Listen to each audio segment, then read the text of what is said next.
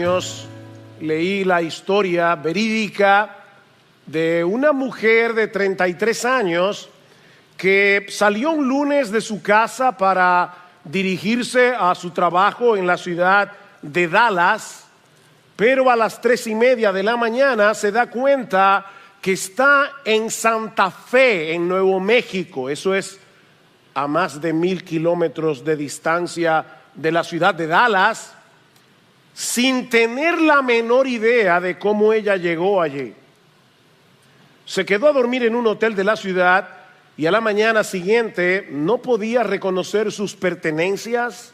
De hecho, ni siquiera se pudo reconocer a sí misma cuando se vio al espejo. Esta mujer estaba padeciendo de un severo caso de amnesia. Le tomó bastante tiempo de terapia, más de 1 año, poder recuperar completamente su memoria, sus relaciones, sus recuerdos, sus vivencias.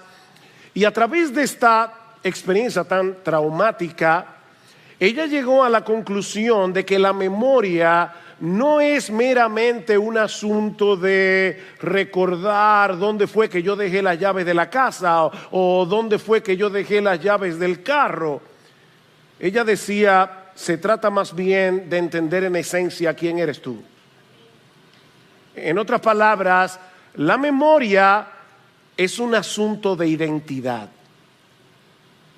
Es un asunto de identidad. Si olvidamos quiénes somos, si olvidamos nuestro pasado, en un sentido real es como si perdiéramos nuestra identidad. Y tristemente, mis hermanos, ese es uno de los grandes problemas del cristiano.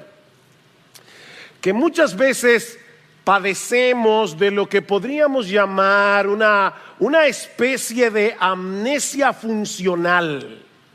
Olvidamos quiénes somos en Cristo y consecuentemente somos tentados a buscar en otro lado lo que ya tenemos en Él.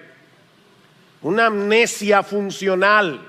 Y ese era el problema que estaban padeciendo los creyentes de la iglesia en Colosas, a la que Pablo le envió la carta que nosotros tenemos en el Nuevo Testamento. Ellos estaban en peligro de ser extraviados por las enseñanzas de falsos maestros que querían hacerles creer que ellos necesitaban algo más aparte de Cristo para tener una vida espiritual más plena, una nueva experiencia mística, una nueva revelación, una nueva lista de reglas humanas a las que ellos debían apegarse. Y es por eso que el tema de esta carta es la supremacía de Cristo y la plenitud que los creyentes tenemos en Él.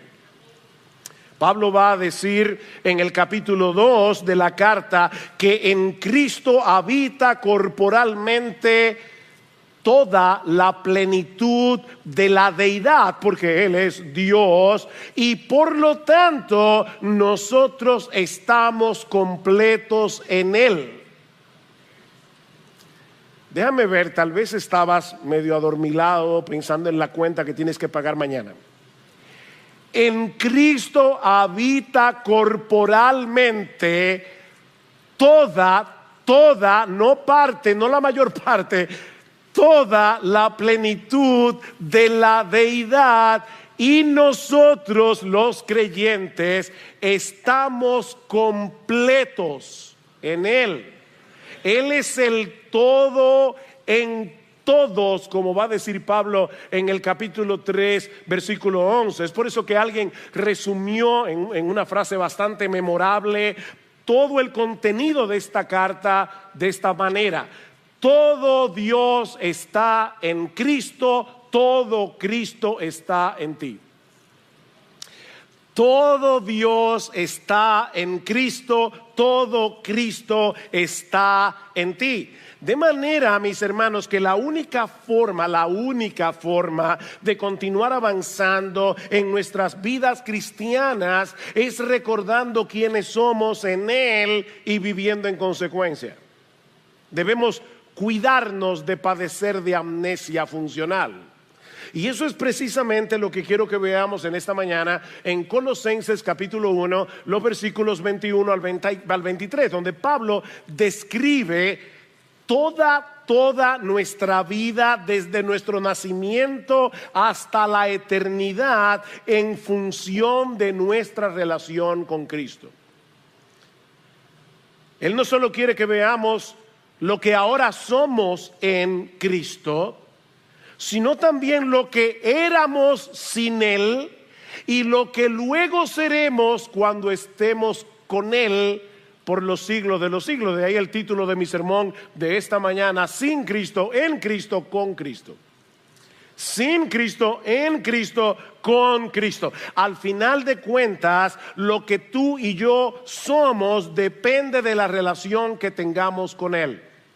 Cristo nos define, es Cristo el que nos describe como seres humanos.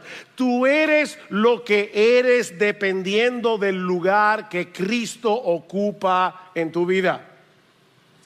Veamos entonces, en primer lugar, nuestra anterior condición sin Cristo. Nuestra anterior condición sin Cristo. En el texto que Sigfrido leyó, vimos en el versículo 20 que Pablo había mencionado que por medio de la obra de la cruz se había establecido la base para una paz duradera en toda la creación que había quedado trastornada por causa de la entrada del pecado. Noten una vez más Colosenses capítulo 1 versículo 20, dice Pablo: y por medio de él reconciliar todas las cosas consigo, habiendo hecho la paz por medio de la sangre de su cruz. Por medio de él, repito, ya sea las que están en la tierra o las que están en los cielos. Pero ahora Pablo quiere mostrarnos el impacto de esa obra de reconciliación, no en el cosmos completo, sino en los creyentes de manera particular. Y él lo hace a través de un contraste. Mira lo que tú eras sin Cristo, para que ahora puedas apreciar lo que eres en Cristo. Versículo 21. Y aunque vosotros antes estabais alejados y erais de ánimo hostil, ocupados en malas obras, sin embargo ahora Él os ha reconciliado.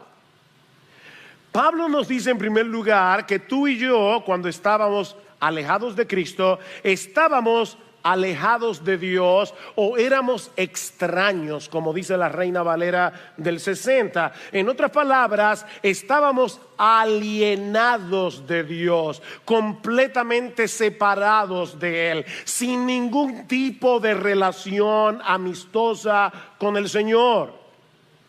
Pablo describe esto de una forma para mí más dramática en Efesios capítulo 2 versículo 2. En aquel tiempo estabais sin Cristo. De aquí saqué la primera parte de mi título, de mi mensaje hoy. En aquel tiempo estabais sin Cristo, alejados de la ciudadanía de Israel, ajenos a los pactos de la promesa, sin esperanza y sin Dios en el mundo. ¿Se puede estar en una condición peor? Sin Cristo, sin Dios, sin esperanza en este mundo. El tipo de relación que tú y yo teníamos con Dios no era la de un hijo con su padre, era la de un culpable con su juez. Y mi amigo, si tú estás aquí sin Cristo en esta mañana, todavía continúas en esa condición. Continúas en esa condición.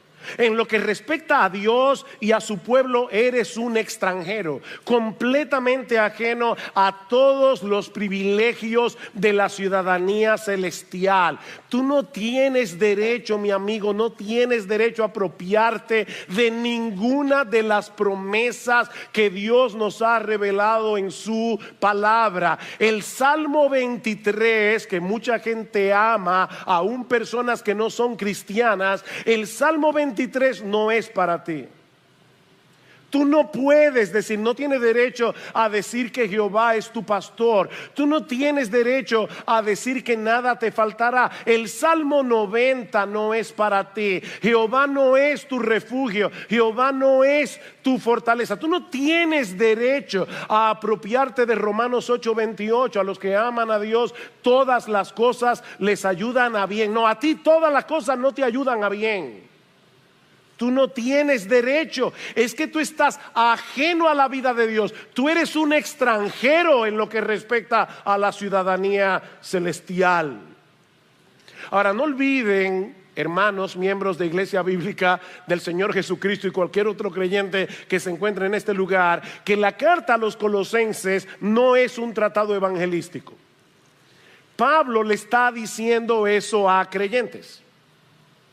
O sea, Pablo quiere que tú y yo, creyentes en Cristo, no olvidemos lo que éramos sin Él.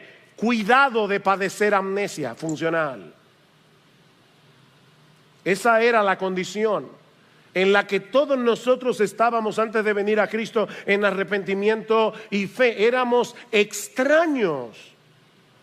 De hecho, noten de nuevo en el texto que Sigfrido leyó en el versículo 13, porque Él nos libró del dominio de las tinieblas y nos trasladó al reino de su amado Hijo. Nosotros pertenecíamos a otro reino, nosotros teníamos otro amo, nosotros teníamos otro dueño, nosotros teníamos otro Señor. Y de paso, un Señor inmisericordia y cruel, al que obedecíamos ciegamente y que quería destruir nuestras almas para siempre en el infierno. Ahí vivíamos tú y yo. Pero Pablo nos dice también que éramos de ánimo hostil. O como dice la Reina Valera del 60, éramos enemigos.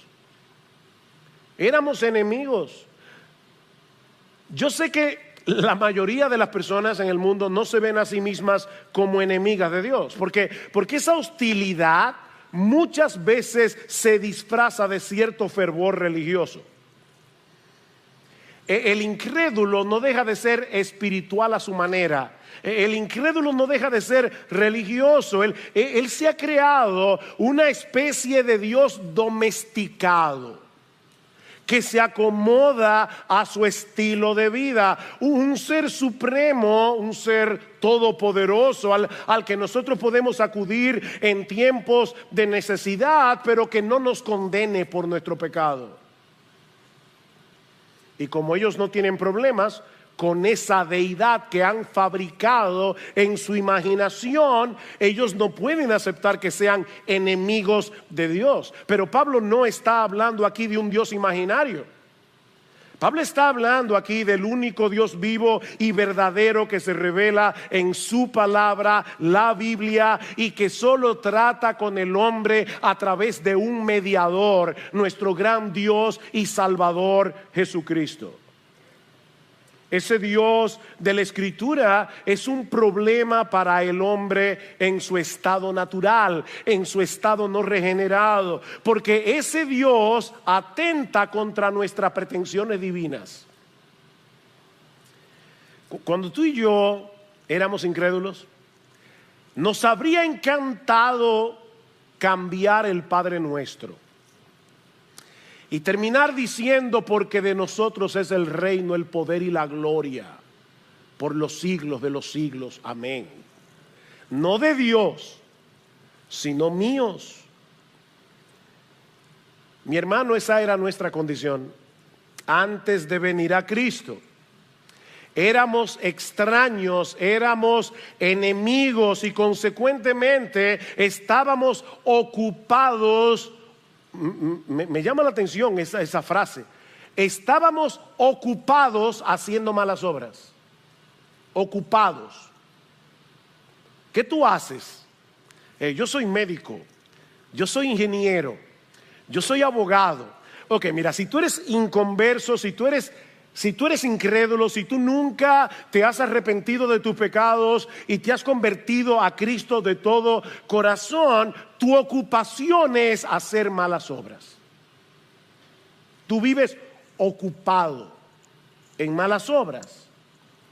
Esa hostilidad que nosotros teníamos con Dios producía una vida de desobediencia y de rebeldía. Y déjenme decirles algo, mi amigo, si tú estás aquí en esta mañana sin Cristo, es importante que te haga esta aclaración. No hay que ser un asesino, no hay que ser un adúltero, no hay que ser un ladrón para caer en esta categoría. Un montón de personas decentes están incluidas ahí, porque lo que no se hace para la gloria de Dios, lo que no se hace en el marco de la voluntad revelada de Dios, es una mala obra en el mejor sentido de ese término.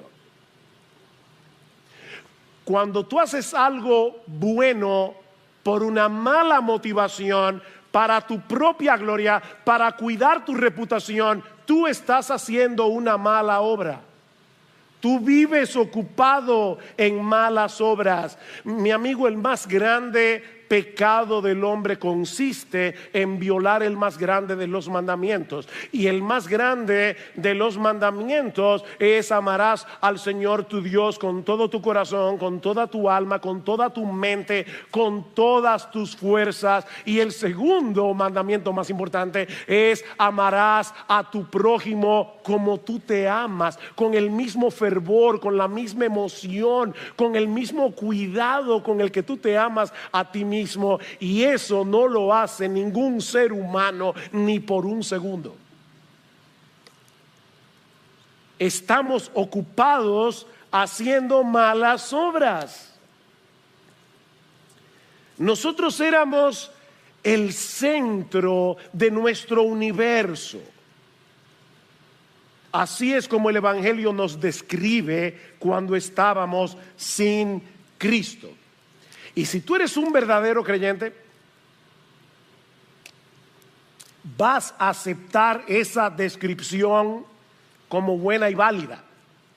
Óyeme, si tú estás peleando con esta descripción de Pablo, probablemente tú no eres cristiano. Dios todavía no ha abierto tus ojos para que tú veas la corrupción de tu corazón. No podemos decir que hemos creído en el Evangelio sin aceptar previamente lo que el Evangelio dice de nuestra condición sin Cristo, porque Él no vino a llamar a justos sino a pecadores. Él vino a sanar lo que estaba enfermo. Los creyentes sabemos, aunque muchas veces lo olvidamos, que éramos 1000 veces peores de lo que nuestro peor enemigo piensa de nosotros. ¿Tú tienes alguna persona que piensa muy mal de ti? Vamos, piensa. ¿Hay alguien que tú sabes que piensa muy mal de ti? Tú eres peor. Tal vez tú no tienes los defectos que esa persona te atribuye, pero si te examinamos a la luz del estándar de perfección de Dios mismo, tú eres, y yo también, 1000 veces peor. ¿Y sabes lo que esa descripción debería producir en nosotros? Gratitud y humildad. Gratitud y humildad. Nosotros deberíamos vivir sorprendidos de ser cristianos. Porque mira, mi hermano, ser cristiano es un milagro. Eso es un milagro.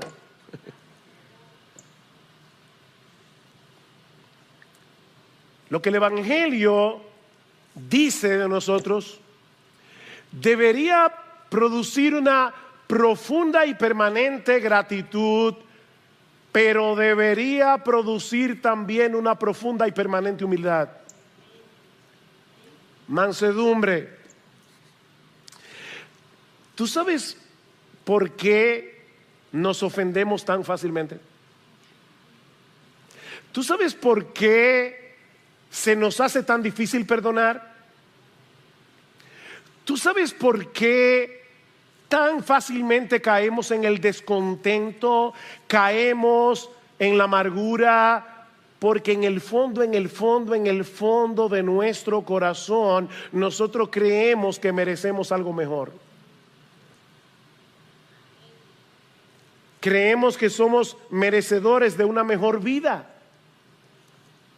Pero el creyente que vive arraigado en el Evangelio nunca deja de asombrarse del inmensurable amor de Dios en Cristo. Ellos no se sienten merecedores de todo el bien que reciben de la mano de Dios y de los hombres. No somos merecedores.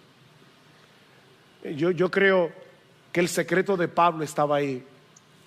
Pablo nunca olvidó que él había sido un perseguidor de la iglesia. Y es precisamente por eso que en las cartas de Pablo la gloria de Cristo resuma por todas partes. Es Cristo, Cristo, Cristo, Cristo. O sea, Pablo era cristocéntrico porque él sabía lo que él era.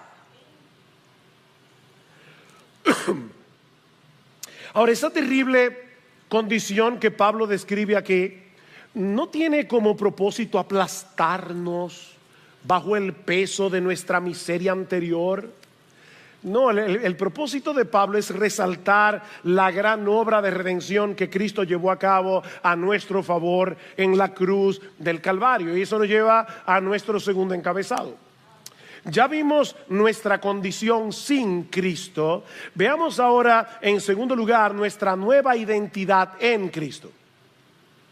Nuestra nueva identidad en Cristo. Dice Pablo, versículo 22, sin embargo, a pesar de todo lo que éramos, ahora Él os ha reconciliado en su cuerpo de carne mediante su muerte.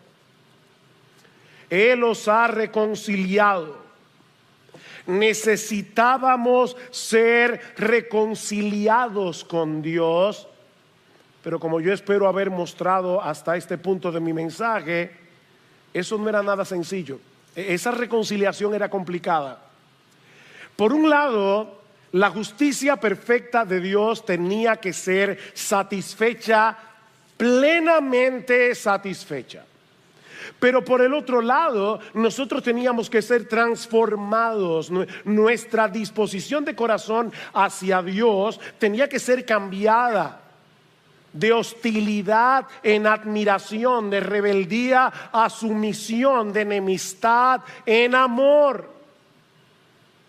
Y otra vez vuelvo a pensar en aquellas personas que dicen, no, solo lo que tú necesitas es, haz una decisión por Jesús.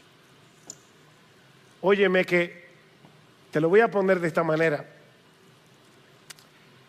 Para que un buitre escoja libremente comer semillas de girasol, su naturaleza buitresca tiene que ser cambiada. Hay que convertirlo en paloma. Hay que palomizar al buitre. Si es verdad que tú escogiste a Jesús, cuando tu naturaleza buitresca fue transformada, fue palomizada por el poder del Espíritu Santo, y tú naciste de nuevo. Y eso es precisamente lo que Cristo hizo por nosotros a precio de su vida. Pablo dice que fuimos reconciliados en su cuerpo de carne. Wow. Mediante su muerte. Cristo, siendo Dios, se hizo hombre.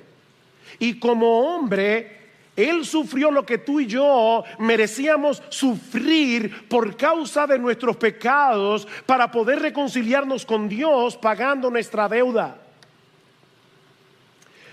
Imagínate por un momento que por cada pecado que tú cometes, por pequeño que parezca a tus ojos, Dios emite una factura. Un mal pensamiento, una factura. Un pecado, otra factura. una mirada inconveniente, viste lo que no debiste haber visto, otra factura. El pecado se define en la Biblia como una deuda. Ahora, añádele a todas esas facturas las cosas buenas que tú debiste haber hecho y no hiciste, porque dice la Escritura en Santiago capítulo 4 que el que sabe hacer lo bueno y no lo hace, le es pecado. Así que por cada cosa buena que tú debiste haber hecho y no hiciste, otra factura. Mire, mi hermano, yo no sé cómo tú lo visualizas, pero si yo lo pienso de mi propia vida, es como si cada día se amontonaran facturas tras facturas, tras facturas, tras facturas. ¿Sabes qué fue lo que hizo Jesús? Jesús cogió todas esas facturas y las absorbió en la cruz del Calvario. Cristo le dijo al Padre: yo quiero, Padre mío, que tú me castigues a mí, que yo sufra en lugar de, pon tu nombre allí, raya, en lugar de tú, yo quiero absorber el castigo que ellos merecen por cada una de esas facturas. Yo quiero pagarlas por completo en la cruz del Calvario. Cristo absorbió. Mis hermanos, somos libres de deudas. Yo nunca me he visto en esa condición, así que no puedo entender eso del todo, de tener una deuda fuerte. No sé lo que es eso. No soy empresario, ¿no? Hay gente que debe millones. Pero yo imagino lo que debe ser tener una deuda enorme y que el banco te mande una carta diciendo: tu deuda fue saldada. Cero. No deben nada. Ahora, lo más sorprendente de Jesús no es eso. Digo, ya eso es sorprendente. Pero hay algo más sorprendente. Si tú le debes al banco $2 millones y el banco paga tu deuda, tú no debes nada, pero en el banco tienes cero. Pero eso no es lo que hace Jesús. Jesús toma todas tus facturas, las pagó en la cruz del Calvario y después le dijo al Padre: mi justicia perfecta, ponla en su cuenta. Así que en el banco del cielo nuestra cuenta no está en cero. En el banco del cielo nosotros tenemos la misma justicia de Jesús. Eso es lo que la Biblia llama justificación. Sorprendente, todavía queda algo más. Que yo le decía, nosotros necesitamos que la justicia de Dios sea satisfecha, pero nosotros necesitamos que la disposición de nuestro corazón sea transformada. Así que no solamente se trata de que nuestra deuda fue saldada, sino que en el momento de nuestra conversión comienza un proceso de transformación en nuestros corazones. Cristo envía a nosotros su Espíritu para cambiar nuestra rebeldía en obediencia, nuestra hostilidad en amor, nuestro prejuicio contra Dios en admiración y adoración. Eso está haciendo el Espíritu Santo en ti y en mí. Qué gran salvación. Eso es lo que implica ser reconciliado. La justicia perfecta de Dios quedó satisfecha, nuestro corazón fue transformado. Así que he aquí las dos fotografías, la una al lado de la otra. ¿Han visto esos anuncios, sobre todo de dieta? Antes, después. Bueno, eso es lo que tú eras antes. Eso es lo que tú eres ahora. Dios obró en nosotros un cambio extraordinario, de la muerte a la vida, de la ceguera a la visión, de la potestad de las tinieblas, esclavos del diablo, al reino de su amado Hijo. Vivir de acuerdo al Evangelio, vivir de acuerdo al testimonio de las Escrituras, es creer eso. Es creer lo que la Biblia dice que éramos y es creer lo que la Biblia dice que somos, que ya no hay condenación, ya no hay condenación para aquellos que están en Cristo Jesús, porque Dios nos ve a nosotros a través de la justicia perfecta de su Hijo. Ahora queremos agradar a Dios, pero no para ganarnos su favor a través de nuestra obediencia, sino con la gratitud que produce el saber que ya fuimos favorecidos por causa de la obediencia de Jesús. Y ¿saben qué, hermanos? Solo así vamos a poder librarnos de los dos grandes enemigos de la vida cristiana: el legalismo y la mundanalidad. El legalismo y la mundanalidad. El hecho de saber que nosotros fuimos perdonados, reconciliados con Dios por causa de la obra de Cristo, nos libra de querer ganarnos su bendición, de querer ganarnos su favor a través de nuestra obediencia. Legalismo. Pero nos libra también de tomar el pecado a la ligera. Porque ahora tú y yo sabemos lo que le costó a Cristo librarnos de la condenación y de la esclavitud del pecado.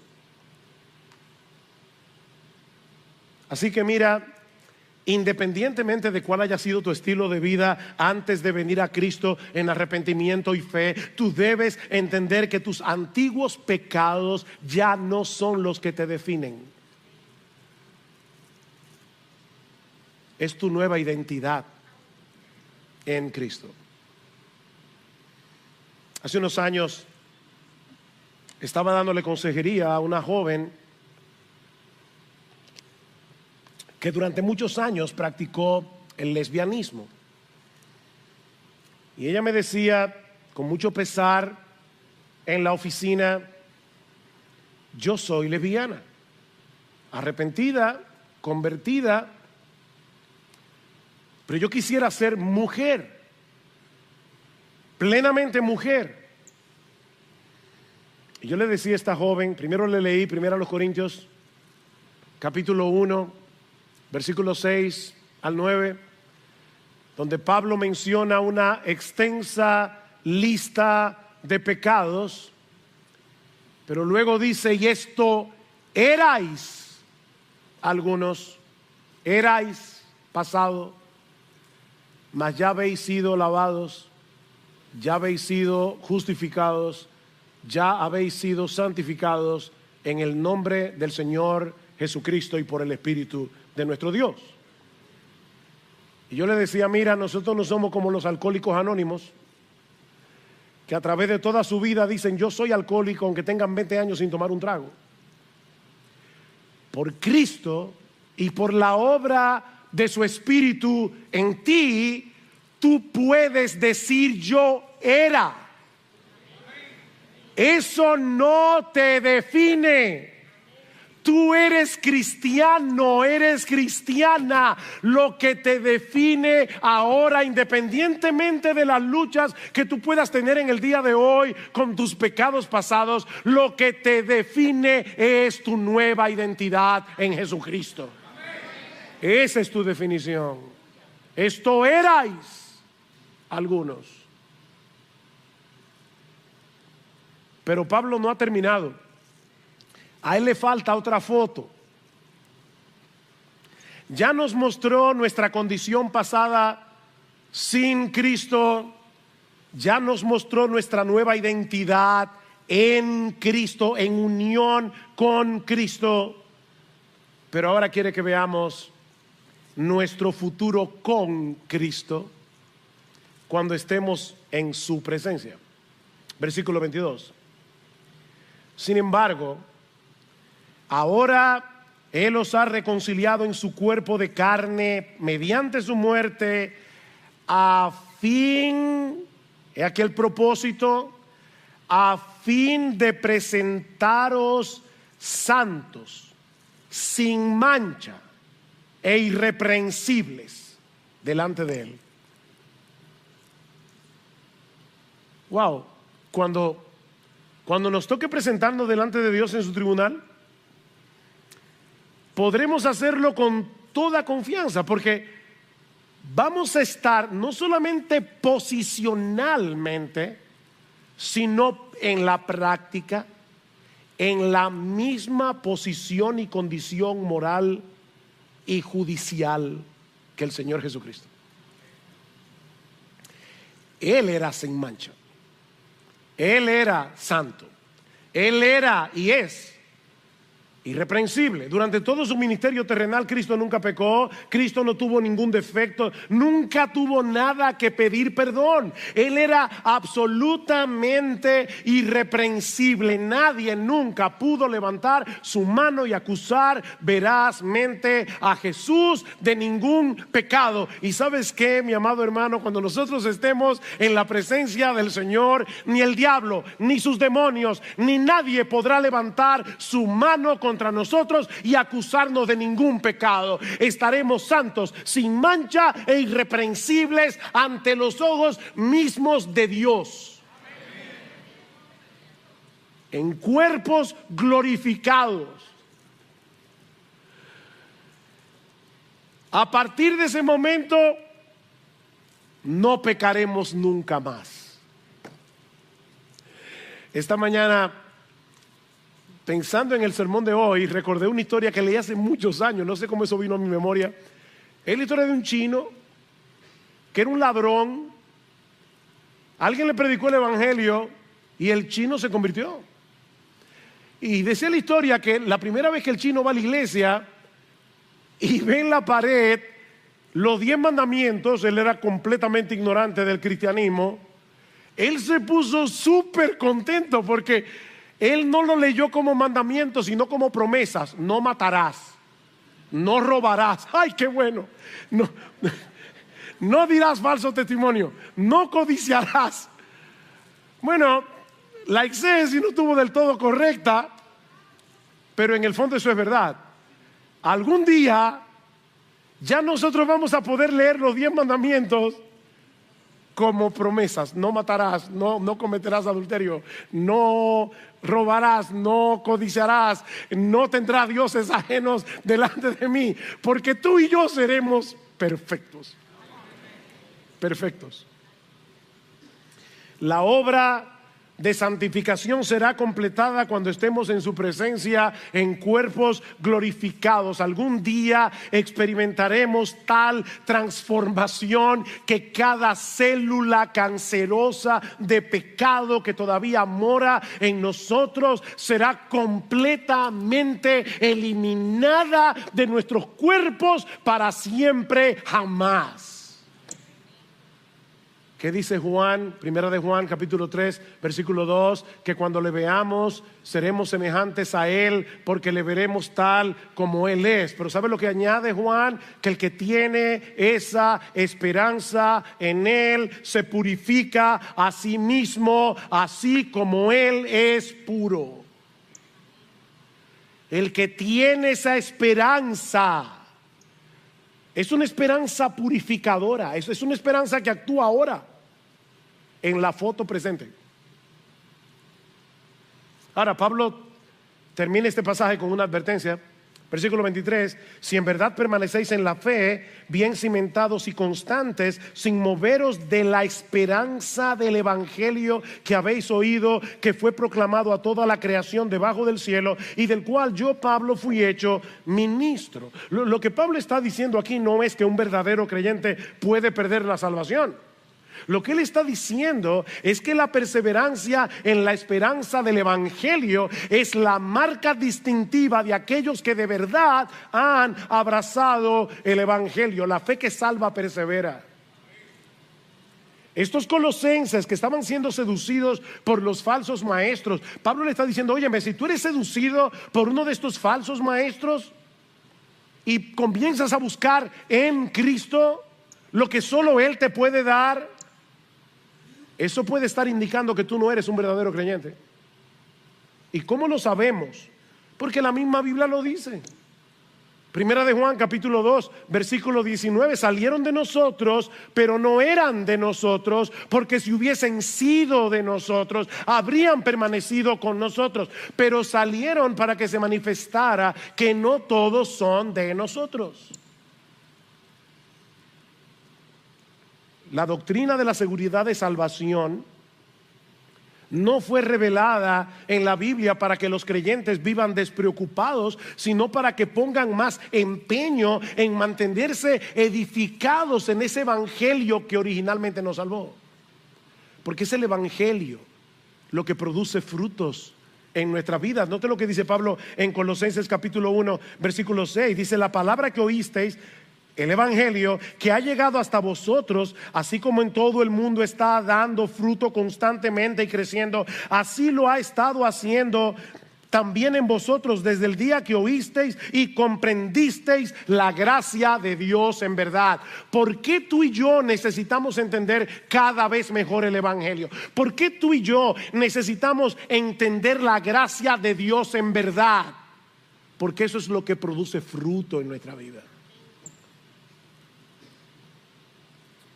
Vive tu vida aquí y ahora con los ojos puestos en la gloria que nos espera cuando estemos finalmente con Cristo en la presencia de Dios. Porque solo a través de esa esperanza, mi amado hermano, mi amada hermana, vas a poder mantenerte en la carrera independientemente de las circunstancias adversas que nosotros tengamos que enfrentar en esta vida. En el mundo tendréis aflicción, dice el Señor, pero confiad, yo he vencido al mundo. Imagínate a un muchacho que se está recuperando de una pierna rota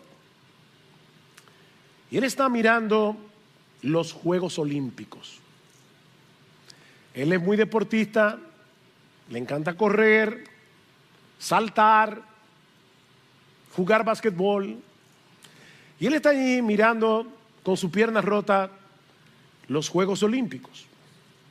Le encanta ver a los atletas correr, saltar,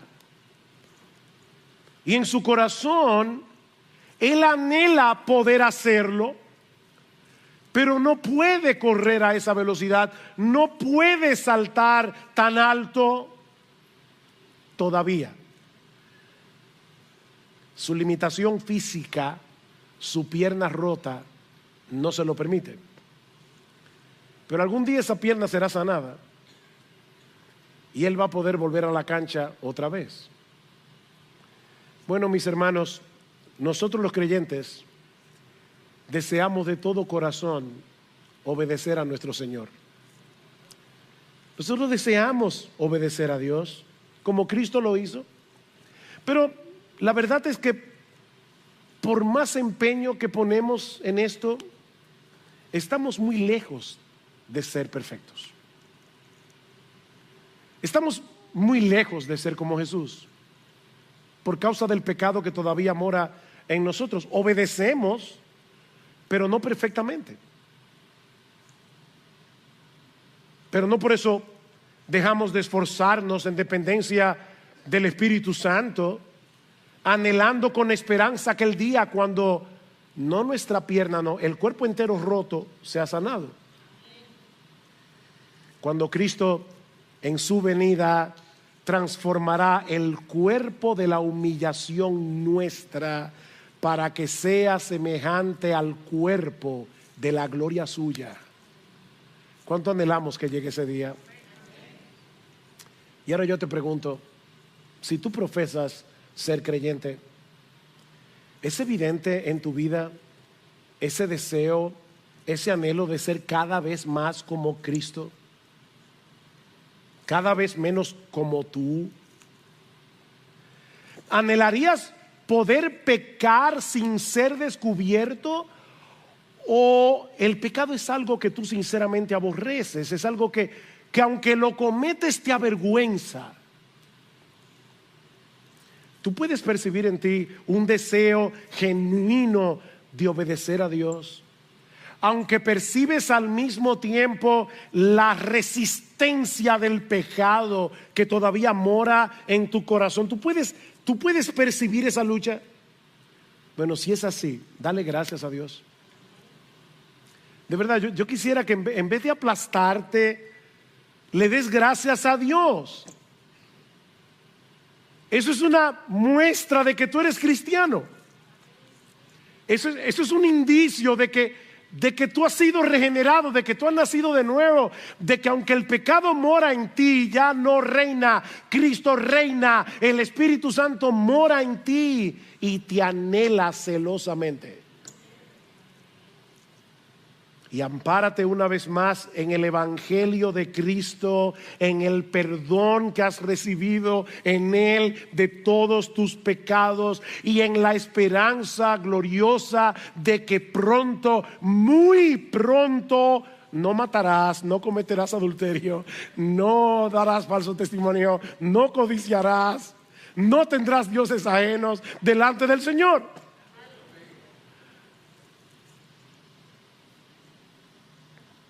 Pero si no es así, mi amigo, yo te invito en esta mañana que vengas a Cristo en arrepentimiento y fe,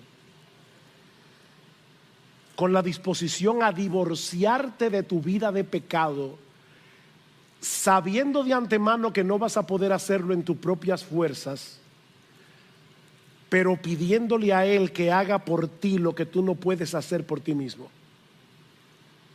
Conviérteme y seré convertido, oraba Jeremías. Oh, pídele al Señor que de pura gracia perdone todos tus pecados, que de pura gracia te conceda el don de la vida eterna en Cristo. Mi amigo, tú eres un esclavo que necesita libertad, un condenado que necesita perdón y absolución. Tú eres un enemigo que necesita reconciliación, y eso solo será posible si te acoges a la gracia de Dios en Cristo por medio de la fe. Esa es la buena noticia del Evangelio, que hay perdón y vida eterna en Cristo para todo aquel que cree. Quisiera concluir con las letras de un hermoso himno que resume todo lo que hemos dicho hoy en este mensaje. A creyentes y a incrédulos, pon tu mirada en Cristo. Los creyentes para su santificación, los incrédulos para su salvación. Pon tu mirada en Cristo, tan lleno de gracia y amor, y lo terrenal sin valor será a la luz del glorioso Señor. Pon tu mirada en el monte, en el Calvario. Verás su justicia y favor. En aquella cruz se entregó Jesús, nuestra deuda inmensa borró. Pon tu mirada en el día que Dios a Jesús levantó, y no temerás a la muerte nunca más, pues su vida eterna te dio. Pon tu mirada en los cielos. Jesús volverá por su grey. Todos lo verán y confesarán toda gloria a Cristo el Rey. Cristo, mis ojos pongo en ti. Cristo, mi gloria y galardón. Te adoro, te anhelo, eterno Salvador. Oh Cristo, mis ojos pongo en ti. Oh, mi amigo, pon tus ojos en Cristo. Hoy, ahora, pon tus ojos en Cristo. Que Él tenga misericordia